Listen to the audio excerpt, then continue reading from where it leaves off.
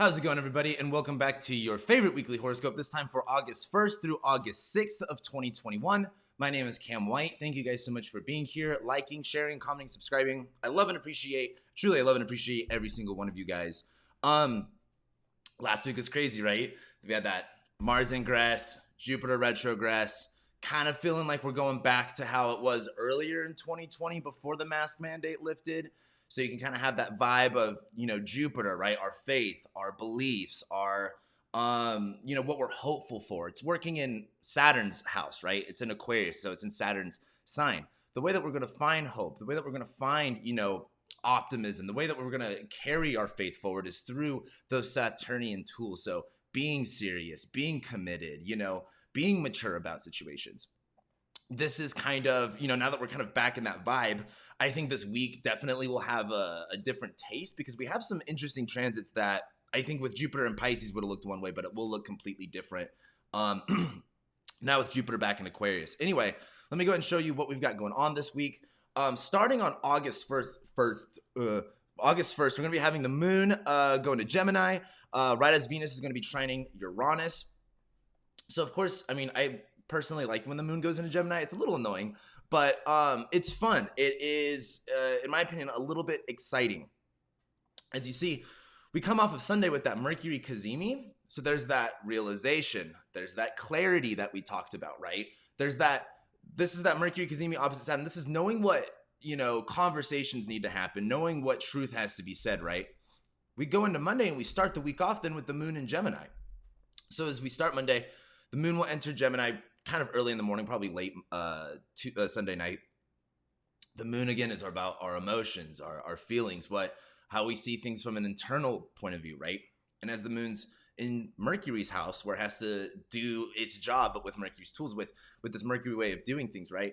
The moon has to rationalize its feelings. It has to think about its feelings. Something I talk a lot about. I forgot what I was watching. Maybe I was watching TV or something on YouTube, but someone was like, oh, I just started talking to myself out loud for the first time. And it helps a lot. And I'm like, I'm a crazy person. I talk out loud to myself all the time. And I think it's truly one of the most helpful things that you can really do when it comes to, if you've got a problem, if you've got a situation you're trying to figure out, when you carry that conversation internally and you don't vocalize it, it's easy to think about things, right? And then when you try, have you ever thought about something in your head and it sounded great in your head, and then you went to go say it and it didn't sound that way? When the moon goes into Gemini, this is a good practice in vocalizing your feelings, getting that test run out, saying it, putting it out there to see, what it sounds like. So the thing is, the moon goes into Gemini, not only express your feelings, but understand them, rationalize them, communicate them. The moon is going to be applying to Saturn for the most of the day. So this is really constructive. This is getting our ideas clear. The moon is going to be on the North Node. So there's this really, I talked about this about a month ago, the last time the moon was conjoining the North Node, where there's this kind of don't talk too much, don't go overboard, don't spill all of the tea. You got to share some stuff. You got to keep some stuff secret. That's kind of what this moon in Gemini looks like on Monday. But Venus is also going to be trining Uranus on Monday. Now, I don't really care about this transit, to be honest with you guys. I do think, though, in terms of the pandemic, as well as, something I've just been seeing with Uranus and Taurus is just so much of plant-based foods. I'm sure something along those lines will come out. I talked about this a couple weeks ago when Venus was in Cancer trining Neptune. There was an article about, it was online fashion. You could buy an app where you can download clothes for yourself, which is very Venus trine Neptune, right? Venus trine Uranus. You can maybe see tech gear that you wear that's much more. I think the last time we had Venus and Virgo trine Uranus and Taurus, it was that's when the face shields really started coming alive or coming out more. Anyway, Venus is in Virgo. What we're attracted to, what we find enjoyable just isn't the same anymore. We're maybe overthinking it. Maybe we're over-rationalizing, being a little bit too specific, which can kind of hinder the experience a little bit. But as Venus is trining Uranus, this is such a good time to get creative. This is such a good time to if you are a perfectionist, do something different, right? Challenge yourself to, go out of your comfort zone. I think with Venus and Virgo, she's already out of her comfort zone. So this is a great time to try new things, do something different, see what works for you, right? We get into Tuesday. Excuse me. As we get into Tuesday, we're going to have Mercury square Uranus. And as you notice, I have that underlined in red, not just highlighted, underlined. And on Tuesday, we'll have Mercury squaring Uranus. We'll also have the moon squaring Venus. Now, I don't know how I feel about this just yet. It depends on who you are. It depends on the type of, truly the type of person you are. So Mercury squaring Uranus. Mercury is, again, how we're communicating, how we're vocalizing things, what we're saying, how we're saying it. Mercury's in Leo, where we just got to be real. We just got to say it. We just got to, speak from the heart, really. That's what I love about Mercury Leo. It really is a coming from the heart place, no matter what that looks like. And I think with Mercury and Leo too, I mean, I have a Mercury in Leo. It's really easy to speak over things, speak loudly, be really engaged in the way that you're communicating. But there's this sense of really expressing yourself from this authentic soul level of I just got to be real. I just got to be honest. I just got to come from the heart. But as Mercury squares Uranus on Tuesday, there's this, just because you're coming from a place of authenticity, just because you're coming from this place of truth, that doesn't mean it's going to work. That doesn't mean not everyone's on board with that, right? As it squares Uranus, you're going to have two types of experiences. One is either you're going to say what you have to say. You're going to, you're going to say your piece, get it off your chest, in my opinion. Again, some people might say that's bad advice of don't rock the boat. Don't say anything. I mean, I'm a Leo, so I'm going to tell you, fucking say it. Who cares? Go off take a risk. I think as Mercury's in Leo squaring Uranus, whatever you got to say, is going to shake up the game a little bit. Is going to create some destabilizing energy. Is going to be a risk. With risk comes reward, right? But there's definitely the risk involved when you have Mercury squaring Uranus. And I talk a lot about the importance of Mercury in just day-to-day life. I actually just had a client ask about synastry. And one of the things I always talk about in my synastry, even though I don't really do synastry readings that much, is Mercury. You can have a relationship where, all of the Venus, moon, ascendant, it's all there. It's all great. It's lovey-dovey. But if your guys is Mercury square, communication is the most important part of a relationship. So if you can't communicate, what is there to enjoy? So I look at Mercury squaring Uranus, where it's you might say something and you're not even thinking about it. Mercury's combust right now. That's the hard part about this. Having the self-awareness, having the foresight, having the hesitancy. This is one of those things where, Mercury and Leo squaring Uranus is you're going to say your truth no matter what, and it's going to be destabilizing. That doesn't mean you need to go off blindly, right? Say what you need to say, but don't say everything that you need to say. Just because with Mercury combust the sun here, it's our ego, our pride can get in the way. A lot of the times we may not necessarily see how that translates with other people. I mean, the sun literally is going to be opposite Saturn the day before and the day before that. So there's this really hard look at everything, right? Who are we? Who do we connect ourselves to? Who do we separate ourselves from? How do we identify ourselves? And I think as Mercury squares Uranus, there's this kind of truth being told, even though it's not going to be the most, what's the artistic way of expression, right? But for other people too, this is liberating. Something I love about Uranus is, Uranus brings destabilizing stuff, but this idea that Uranus is bad, in my opinion, is kind of foolish. I think it's just, if you have the mindset that, everything in life is stable and that change doesn't happen in life, then Uranus would be bad. But if you're aware of some of the fundamental facts of the universe, that change is constant, nothing is stable, everything can change, everything's open to that flux, then you kind of understand what Uranus's job is, and that is to liberate, that is to shake it up a little bit. So the thing is with Mercury squaring Uranus, it's if you're wanting everything to be stable and be fine, it's not. You know what I mean? But if you're open to that changing, then take the initiative with it, right? It's one of those things where maybe you say something, you come from that sort of truth, and it feels liberating, it feels freeing, even though it is destabilizing, right?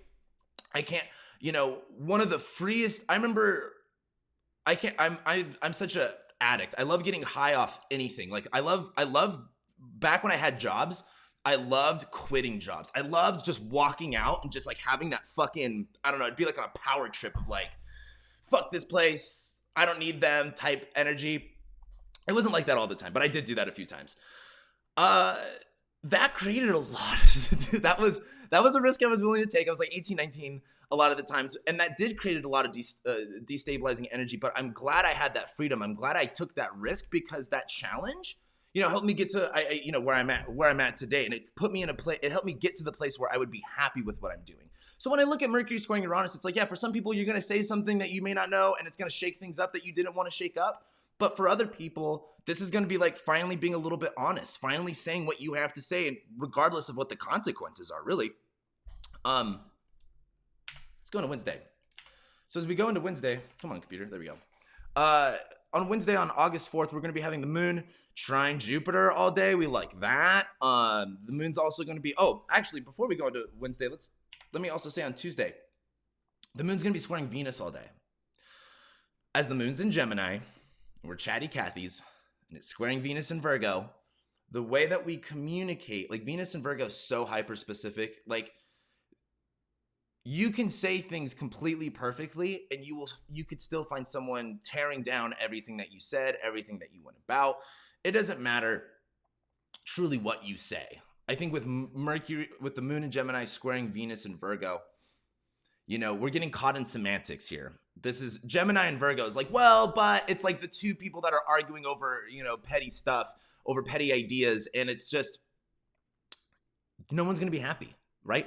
Venus is about satisfaction, and in Virgo, she's not going to receive that all that well. And as the moon's in Gemini squaring Venus in Virgo, one of the things here is you're going to have to look at the things that you're uncomfortable with. Look at the things that you're not enjoying right now. And I don't think this conversation that you have is going to be very enjoyable. But I also think it's one of those things where it doesn't look comfy, period. So just say it and get it over with anyway. Like, rather than slowly ripping that Band-Aid off, thinking that it won't hurt as much if you do it slowly, just get it over with. Anyway, get back to Wednesday. Wednesday, we'll have the moon trine Jupiter for the most of the day. I like that. And then it's going to go into Cancer, where, of course, some people like that. Some people don't. If you have Cancer ruling your 8th house like me, and you have no water placements like me, maybe you don't like that. But for some people, it'll be a nice splash of energy. And also on Wednesday, the moon's going to sextile Mars. So kind of not a lot going on, but what I love about days where there's not a lot of planetary action, it's just the moon moving, is I really feel like those are the days where in the ancient kind of line of thinking, the moon was originally looked at as one of the original messengers, right? The idea was that the moon translated the light. It brought the energy from the planets down here to Earth, right? Like, it was that mediary. So when I see these moon transits, I always like to think about how, while certain things might play out, like, have you ever had something happen in your life and maybe it doesn't hit you for a day or two, and then once it kind of clicks, then you could start making decisions. Once you're kind of emotionally settled with it, then you could start making moves, making decisions. That's how I look at Wednesday. The moon's going to, again, trine Jupiter, where there's this kind of like yes mentality of like, okay, I'm affirming these ideas, I'm affirming this belief. The moon's going to go into Cancer, where, again, the moon's about our emotions, the moon's about how we feel. It's going into its home sign, and it's going into its dark phase too, because we're about to go into the new moon in Leo as we end this week. So as the moon goes into Cancer on Wednesday, there's this sense of like, what do we need to protect? What do we need to trust? What do we need to nurture? Where do we need to just like feel? Like, where do we need to literally be honest with our emotions? Whether that is anger, whether that is sadness, whatever that is, where do you need to be honest with the feelings of it, right? That's where I really see this moon in Cancer coming up. And as we go throughout the day, later on in the day, the moon's going to be sextiling Mars. It's going to be applying to Mars the whole time. So Mars is in Virgo now, right? Action, energy, drive, the way that we fight, love Mars in fights, right? Conflicts, inflammation, separation. Mars is in Virgo, where it's literally like, tactical pinpoint incisions, right? Like, really going for the specifics here. I think as the moon's in Cancer sextiling Mars in Virgo, where Mars in Virgo really wants to be orderly, really wants to be precise with its actions, the moon in Cancer is kind of like allowing Mars to have that space, where it's like the moon's in Cancer being like, I feel this way.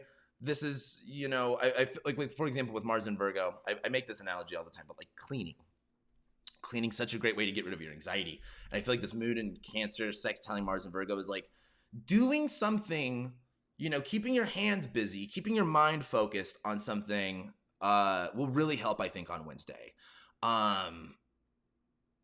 There's this sense of Mars in Virgo. You can only do things if there's this tangible understanding of it.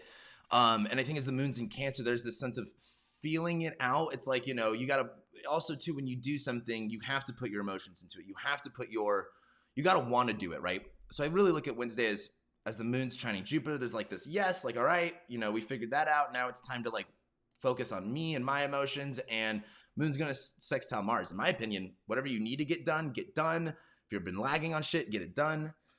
My AC is not kicking on for some reason, so it's super hot in here. So don't mind me sweating right now, even though I turned on my AC before I started this. So anyway, we move on from Wednesday. We get into Thursday. Not much is happening. Just the moon making that sextile to Venus. So Thursday, the moon's going to be in Cancer, sextiling Venus. Yeah, it's going to sextile Uranus, but whatever.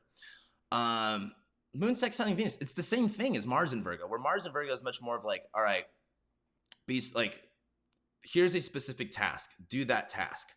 Venus in Virgo is like, but I need to be a perfectionist about this task. It has to be perfect. It has to be the best. The moon in Cancer sextiling Venus is like, I think there's ability to get that perfection out. I'm a perfectionist too, and I try not to be. But I think this moon in Cancer sextiling Venus in Virgo is like, the things that make you comfortable don't have to be perfect. But I really would look at this as like, the moon's in Cancer. We're still coming up to this new moon. The moon will be applying to a sextile with Venus and Virgo. So there's this kind of helpfulness of like being a little bit specific, being orderly, being nitpicky might help you, get a little bit clarity of what you're feeling, of where you need to, comfort yourself, where you need to have that space to just like feel your emotions really. So Thursday's really not a lot. I think Thursday's just, really, when you talk about Wednesday with the moon in Cancer, Thursday with the moon in Cancer, and even Friday with the moon in Cancer, it's this build up to the new moon in Leo. And when you have like that moon in Cancer before the new moon in Leo, there's this kind of like, the only way I could really think about it is as a performer, there's certain times like before you go on stage where you're just like there for a moment by yourself. It's kind of like a weird space where you're like, oh, I'm about to do this big thing, but it's not happening just yet. That's what this feels like, in my opinion. So let's talk about Friday. Fridays, you see that other underline. This is going to be one of the bigger days because the moon's going to be void for the most part. So not doing much, right? But it will go opposite Pluto. So depending on your way of doing things, the moon could be void or it could be opposite Pluto. That's really a personal decision you have to make. But the way I like to interpret both, because the moon's void, right? It's not doing much. It's not aspecting anything. There's this kind of, the idea is like being lost in the void. This idea is kind of wandering. Like we'll feel like we're kind of wandering aimlessly on Thursday, but it's opposite. On Friday, but the moon will be opposite Pluto, where there's kind of this, something I talk a lot about is the intense fear Pluto brings. It is, people talk about the power with it. There's that you could talk about. There's the corruption side of it, but just the absolute tantalizing fear that Pluto can bring.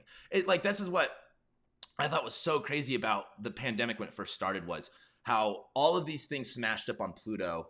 And the first big part of the pandemic was how, terrified people were. Like, not to say that, a lot of people are still scared now and there's still a lot of issues now, but before we knew what we know now and before everything was going on, it was scary. Like, everyone was like, what the fuck's going to happen? You know what I mean? Am I doing this? Am I doing that?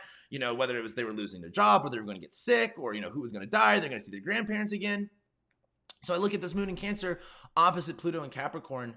The moon will be kind of void, where you're going to feel kind of lost and, not attaching to anything. But I think as the moon's in Pluto, like, you don't need to trip, right? In that moment where, like I just said about, like, before you go on stage, it's super easy to like get lost in that fear. But this is one of those things where like, it's just temporary. It's just a moon transit. The moon's going to hit Pluto. We're going to feel a little scary for a minute and then we'll be okay, right?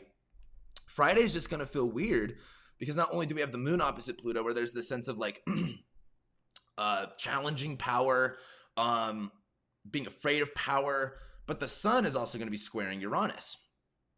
I highlighted this as one of like the highlights for this week because the sun's in Leo. and it's squaring Uranus and Taurus, where if you think Mercury squaring Uranus was you going off on a ledge and you doing your own thing, the sun in Leo squaring Uranus is like, you're talking to, in my birth chart, I am a sun in Leo opposite Uranus in Aquarius, like almost like about a degree off, a little bit over a degree off. My whole, unfortunately, I am very Leo in the sense where I go against a lot of like the grain with stuff, whether that's on purpose or not. I'm not a contrarian by really choice. It really isn't kind of the chart thing. But when you have the sun and Leo squaring around, it's like I've got this natal placement, so I can't. Even though it's in opposition, what you're going to see here is you have two choices. One, you could stay on the Titanic and let it sink and have pride, right? Go down with your ship. Or you can take the opportunity to get off quicker now that things are going down, right? I think as the sun's in Leo squaring Uranus, our ego, our pride, our identity, our sense of self squaring Uranus, we're going to question who we are. We're going to realize that parts of who we are aren't what we thought. Uranus is in Taurus, right? Uranus brings destabilizing energy, liberation, freedom, advancements in technology. It's in Taurus where we're about our values and how we ground ourselves. And I think as the sun's in Leo squaring Uranus, there's this sense of like, it's time to do something different. It's time to, stir the pot a little bit. Not stir the pot just to stir the pot, stir the pot because, it's happening that way anyway. It's kind of like one of those things where, I might be wrong on this. I'm trying to remember where this came from in my mind, but like, isn't it? If I correct me if I'm wrong, because I know I got a lot of doctor people that follow me. But if something is pretty messed up, like won't like a doctor like break a bone just to get it done, just to get it handled with? Like I remember when the only experience I could think of is when I broke my arm. I have a plate right here with 5 screws and I have a plate right here with 7 screws. And when I broke it, this was completely fractured like this. I have an x-ray picture. It's like someone took a knife and like cut my arm in half. But then on my radius, but then on my ulna, it was just a little bit fractured. And this was an accident. But when I broke it, they were trying to manipulate my arm back into place and they pushed it so hard that they actually shattered my whole ulna. And that's why I had to get screws on this part of my arm. But anyway, that's what made me think of this analogy, because I'm trying to think of, there's a certain situation where it's like, like if your bones are messed up, like they'll just re-break it just to like fix it again. That's how we look at the sun squaring Uranus. It's like when the doctor's like, we're just going to break this so we can fix it, right? Sometimes like, if it ain't broke, don't fix it, right? That's one thing. But it's also like, have you ever kind of like needed to like take that extra push to like have the incentive to fix something? That's what Friday kind of looks like. It's like you might just kind of initiate that. Have you ever been with your friends playing Jenga and they know the Jenga tower is gonna fall and then someone's like, oh, and then pushes it over just to get it over with? That's what Friday's like. Just get it over with, rip the Band-Aid out, do what you gotta do. We all know it's happening. We all know it's coming. We have Saturn squaring Uranus for the next year now. We've already had it for like a year. It's gonna keep going for another year. More than that, actually. It's just, it's a process of knowing when to make those calls of like, just get it over with, just get it done. So Friday, really, don't be afraid to initiate that change. And again, this is the sun too that I wanted to bring up. This is our sense of self, right? Like this isn't just like, oh, do this one thing in your life. This is like, where are you applying that energy everywhere in your life? Like, are you only being like, it's not so much about one area in your life when you talk about the sun. It's so much more about like your beingness and how that is translated through other areas of your life, right?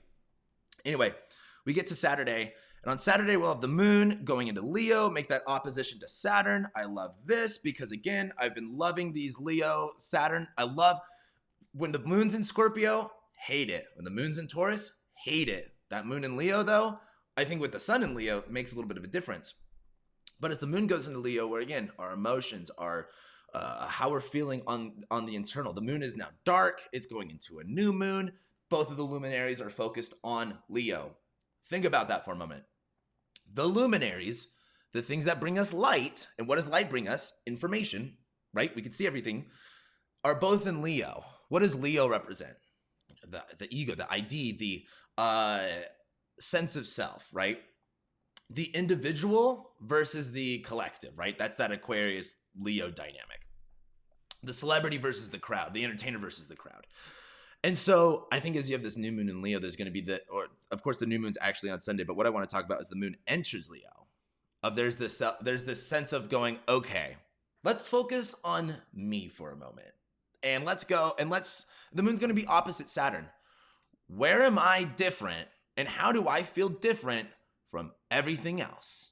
And this is I just want to make a point about this. As we live online, we all have completely different lives. It's so crazy, the following in the astrology community, everyone's just got such a diverse background. There's a lot of, I think with social media and a lot of just how society is, it's super easy to be a part of groups, be a part of communities, and all of these great and amazing ways. But I think we're starting to really see in at least a lot in not only the online sphere, but in just narratives in general, where a lot of people have, this is, I talked I didn't make a public prediction about this, but I talked to a lot of clients about this last year about how like after, Biden got elected, you'd see a lot of people's politics change. Like you'd see a big switch over. And I think with this moon in Leo opposite Saturn Aquarius, again, there might be things that you identify with the group, that you might identify with their narrative, but I think you might start to go, while I share a certain sense of belonging with the group, this is where I stand out. This is where my unique individual takes comes into place. And I think this is so much more about like literally, and I talk about this all the time. This is about making up your own opinion. And this is about not only not being afraid to have that opinion, but like knowing that it's not about, oh, you need to have your own opinion because everyone wants, because you're you. This is about like the sun's in Leo opposite Saturn in Aquarius. Literally, you have to identify yourself amongst the rest of the people so you can have some confidence, so you can have some, in my opinion, just nuance. And so I think as the moon's opposite Saturn on Saturday, this is kind of going, oh, I don't fit this anymore. I don't subscribe to that anymore. I think there's this sense of, for one, it's pulling and pushing here, right? We have the Leo. It's like, it's no matter what, it's an opposition, right? So there's clearly an opposition. There's a, kind of Mexican standoff, so to say, with the sun and Saturn here. But I think as the moon's in Leo going up to this new moon, there's going to be kind of this reality that hits on Saturday. Because this isn't the new moon yet. That's what's interesting, is the moon goes into Leo where we're like, yeah, me. And then the moon hits Saturn where it's like, wow, like, I guess I'm all I have. Wow, I guess, like, Saturn and Aquarius, it's so funny. Again, I love making fun of the people that thought Saturn and Aquarius would be like kumbaya, because Saturn's the greater malefic. Saturn rules coldness. Saturn rules darkness. Saturn rules binding things. And it's literally in Aquarius where like, this moon in Leo opposite Saturn is, you might even think you're accepted around a group of people and you may not even have that. This moon opposite Saturn is very much realizing where you stand out versus where everyone else is at on a lot of different levels. So as we go into Sunday, all we have on Sunday is the new moon, which is really awesome. We have that Saturday where the moon's opposite Saturn. We see things really clear. We know how we feel about a lot of situations. And then we get into Sunday where we actually have the new moon in Leo. This new moon's really not doing a lot. Venus will be really close to an opposition with Neptune, but that doesn't actually happen until next week, which we'll talk about. But this new moon in Leo, just to go over the stereotypical stuff of, setting new intentions, clearing out the energy. Like full moons are an increase in energy, new moons are a decrease in energy, right? And I think as both of the luminaries are in Leo, like you need that personal Leo charge. You're talking to a Leo. Like if I don't feel confident in who I am, like I have shitty relationships, I have shitty performance, I have shitty everything. This new moon in Leo is like, where do you need to gas yourself up? where do you need to go against the grain with stuff? Because again, this isn't just your ordinary new moon in Leo. You have Saturn and Jupiter and Aquarius opposite it. For the Leo risings out there, you guys know, I've talked to all my clients, but the Leo risings are going through such an interesting vibe right now of really seeing how they're being seen by other people, by their relationships. You have the planet of darkness opposite the planet of light. And you have both of the luminaries that rule light in that sign, right? So there's really this big contrast of dark and lightness. This really big contrast between feeling good and feeling trapped. There's this feeling of, feeling powerful and feeling weak. I look at this new moon and I think this is like, where do you need to get the confidence? Where do you need to get the balls? Where do you need to literally charge up your sense of self and go like, okay, this is who I am. I know who I am, and I know what that means for me. I think it's so much different, I think, with Saturn and Jupiter both being in Aquarius. And again, this is building up to the full moon that's going to be on Jupiter in Aquarius. Like, we're not done with this Leo-Aquarius axis for a while, for another 2 weeks. So I look at this new moon as like, what did we learn that full moon in that full moon in Aquarius? Where like, where did we realize our pitfalls were? Where did we realize what's trapping us? Where do we feel stuck? What do we feel like? That full moon on Saturn was, for me, I was like, yeah, I'm over this. I'm too old for this shit. And this new moon in Leo is definitely about like, it's kind of like it's like a Queer Eye episode where I don't watch that show at all, but it's so funny to me. I would watch it via TV. It's like it's time to rebrand. Truly, it is truly time to rebrand because what was working before doesn't work anymore. And that's how we kind of end the week. You know what I mean? There's a few things that kind of break this week, and it's not about bending. It's not about bending this week. It's about breaking, not about bending. Let's go into next week. This might look a little confusing because of the PDF file, but we have Venus opposite Neptune next week. I kind of like that. I kind of don't. I don't know how I feel about it yet because it's Venus, it's fun, it's pleasure, it's beauty, it's in Virgo, it's in fall, but it's opposite Neptune. This is like, as a guy who dates on Tinder, Facetune and a lot of the filters really make some fucking magic happen. And I think that's the Venus and Virgo opposite Neptune. Whatever's ugly, just Facetune that and put some filters on it and it'll be fine.